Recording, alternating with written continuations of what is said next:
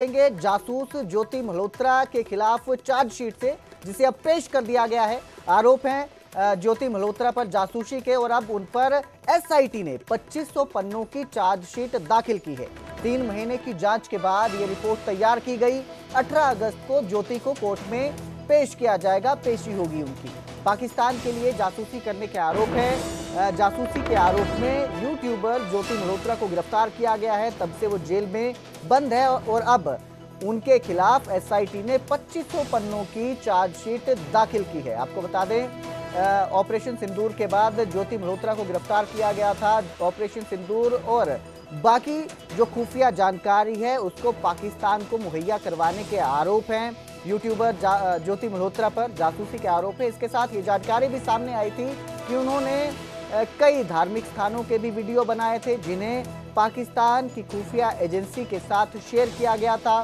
तो जासूसी के आरोपों में उन्हें गिरफ्तार किया गया है और अब 3 महीने की जांच के बाद एसआईटी ने करीब 2500 पन्नों की चार्जशीट दाखिल की है। तो ज्योति मल्होत्रा यूट्यूबर है, जो यूट्यूब चैनल चलता था इनका, ट्रैवल विद जो के नाम से एक यूट्यूब चैनल था जो ये चलाती थी, और इसी के दौरान इन्होंने कई जगहों पर जाकर वीडियो बनाई और आरोप है कि वो वीडियो इन्होंने पाकिस्तान की खुफिया एजेंसी के साथ शेयर की है। इस मामले को लेकर इन्हें गिरफ्तार किया गया है, जासूसी के आरोपों में गिरफ्तार किया गया है और अब करीब 2500 पन्नों की चार्जशीट की दाखिल की है।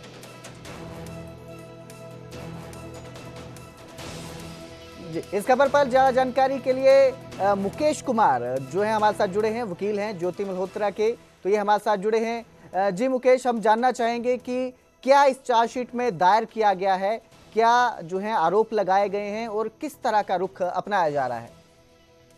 देखिए कुलदीप जी, कल पुलिस के पास आखिरी दिन था ज्योति के खिलाफ जांच पूरी करके चार्जशीट कोर्ट में दाखिल करने की, और आखिरी दिन पुलिस ने चार्जशीट दाखिल की है और अब कोर्ट ने 18 अगस्त को अपीयरेंस के लिए डेट लगाई है। अपीयरेंस हो सकता है ज्योति मल्होत्रा को 18 को कोर्ट में बुलाए, और क्योंकि अक्यूज को ही दी जाती है चार्जशीट की कॉपी जी, उसके बाद हमें चार्जशीट की कॉपी मिलेगी, उसको पढ़ने के बाद ही कुछ कहा जा सकता है जी। अब तक जो जांच की गई है इस केस में, इस मामले में, क्या आप उससे संतुष्ट हैं? नहीं, जांच की पुलिस ने कुछ जांच शेयर तो की नहीं, क्योंकि पहले जब हमने बेल एप्लीकेशन लगाई थी उस दौरान भी पुलिस ने कोई ऐसी जांच में क्या आया सामने कुछ शेयर नहीं किया, बस इसको राष्ट्रीय अखंडता का मामला बताया और कुछ के जांच जारी है अभी तक। अब चार्जशीट की कॉपी मिलने के बाद ही क्लियर होगा कि ये जांच में जो पुलिस ने आरोप लगाए हैं, जैसे ऑफिशियल सीक्रेट एक्ट के हैं, बीएनएस के हैं, 152 के जो देशद्रोह के, तो उस पे क्या पुलिस को सबूत मिले हैं क्या नहीं है, वो जांच रिपोर्ट देख के ही क्लियर होगा और उसके बाद आगे की कार्रवाई होगी। ज्योति मल्होत्रा पर जिस तरह से आरोप लगाए गए हैं, देशद्रोह का आरोप है, इसको लेकर आप क्या कहेंगे?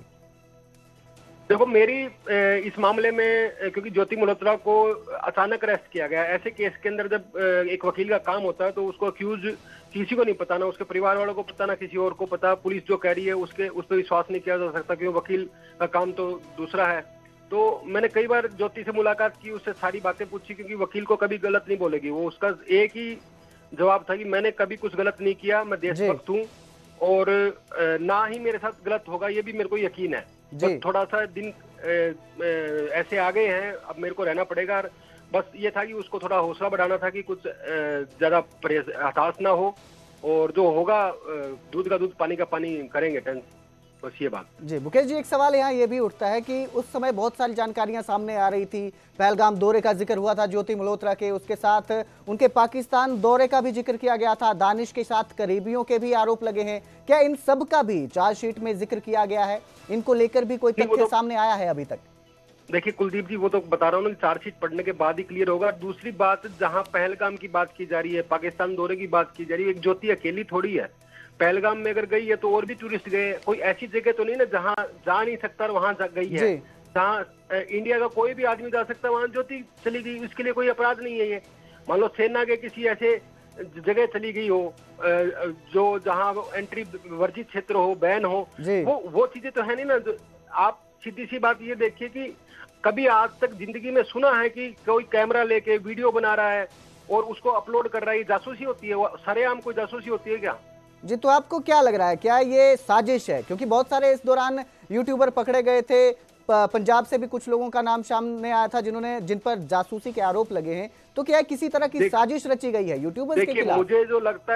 मुझे लगता है मैंने अपने बेल के अंदर भी उसका जिक्र किया है। मैं उसमें सीधा सीधा यही है कि जब ये ऑपरेशन सिंदूर चला था उस दौरान मीडिया सही जानकारी नहीं दिखा रहा था और कुछ यूट्यूबर्स उनको दिखा रहे थे, तो वो यूट्यूबर्स कंट्रोल नहीं हो रहे थे, तो उनको कंट्रोल करने के लिए एक डेटेंट एग्जाम्पल बनाया गया है, कुछ लोगों को जेल में डाल दिया जाए ऐसे आरोप में ताकि दूसरे लोग डर जाए। ये बस एक टैक्टिस होती है, वो टैक्टिस मुझे लगता है वो टैक्टिस थी और कुछ नहीं है। उसके बाद यूट्यूबर्स भी चुप हो गए थे। जी जी, बहुत बहुत शुक्रिया इस तमाम जानकारी के लिए मुकेश जी। तो अब कोर्ट में पेशी होगी ज्योति मल्होत्रा की, उसके बाद ही जो फाइनल डिसीजन है वो पता चल पाएगा कि क्या इस पर निकलता है, क्या सॉल्यूशन होता है और जो आरोप है उनमें कितनी सच्चाई है।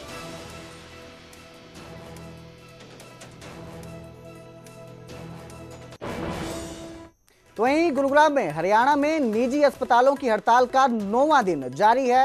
हड़ताल खत्म होने का नाम नहीं ले रही है। वहीं इस दौरान आईएमए हरियाणा के अध्यक्ष ने खंडन किया है, हड़ताल खत्म होने की खबरों का खंडन किया।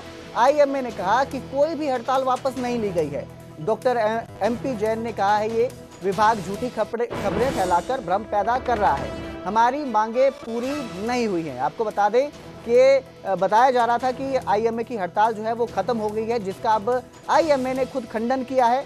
अभी तक सरकार ने हमारी बातें नहीं मानी है, सरकार बकाया भुगतान करेगी तभी हड़ताल वापस होगी। तो 7 अगस्त से हड़ताल का ऐलान किया गया था, तो अब तक ये हड़ताल चल रही है। आयुष्मान कार्ड के तहत इलाज नहीं किया जा रहा है, जितने भी मरीज अस्पताल जा रहे हैं उनका इलाज नहीं हो रहा है। हालांकि सरकार का कहना है कि उन्होंने करीब 300 करोड़ का जो बकाया है वो भुगतान कर दिया है, लेकिन अभी भी पूरा बकाया नहीं दिया गया है, जिसको लेकर हड़ताल जारी है। आज 9वां दिन है हड़ताल का, लगातार हड़ताल जारी है और इलाज नहीं किया जा रहा है। तो ये खबर आ रही थी कि हड़ताल को खत्म कर दिया गया है। आईएमए ने इस खबर का खंडन किया है और साफ कहा है कि जब तक सरकार बकाया राशि है उसका भुगतान नहीं करेगी तब तक हड़ताल वापस नहीं होगी। इस खबर पर ज्यादा जानकारी के लिए मेरे सहयोगी धर्मवीर शर्मा हमारे साथ जुड़े हैं। जी धर्मवीर, ये जो हड़ताल चल रही है ये कब तक खत्म हो सकती है, इसको लेकर क्या जानकारी सामने आ रही है? जिस तरह की खबरें हैं उसका तो खंडन कर दिया गया है आईएमए की तरफ से।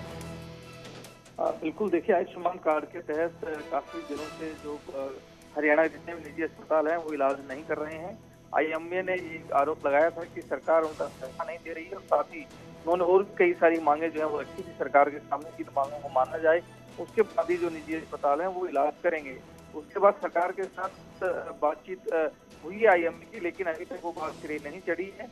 आज जिस तरह से स्टेट हेल्थ एजेंसी ने ये दावा किया था कि कुछ अस्पताल ने हड़ताल खत्म कर दी और वो इलाज के लिए तैयार हैं, तो उसको लेकर के जब आईएमए के अध्यक्ष से बातचीत की गई न्यूजीलैंड की तरफ से, तो उन्होंने इस दावे को खारिज कर दिया और कहा कि सरकार ये भ्रम फैलाना चाह रही है ताकि उनका जो एक जो हड़ताल चल रही है उसको कमजोर किया जाए, इसलिए सरकार इस अपना रही है। उन्हें साफ तौर पर मना कर दिया कि इसको हड़ताल खत्म नहीं हुई है और जब तक सरकार पैसा नहीं देगी बकाया और साथ ही बजट में जब तक इसका प्रावधान नहीं करेगी पैसों का, तब तक ये हड़ताल खत्म नहीं की जाएगी।